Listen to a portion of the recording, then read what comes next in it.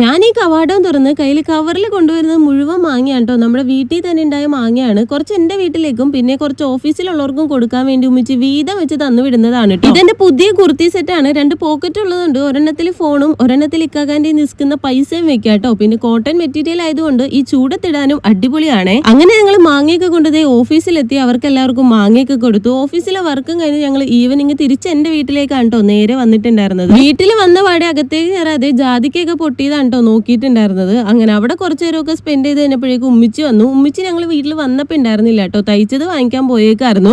ഉമ്മിച്ചിനെ കെട്ടിപ്പിടിച്ചതോടുകൂടി ഉമ്മിച്ചി ഒന്ന് വീഴാൻ പോയിട്ടോ. പിന്നെ അതേ ഉമ്മിച്ചിക്ക് മാങ്ങയൊക്കെ കൊടുത്തു.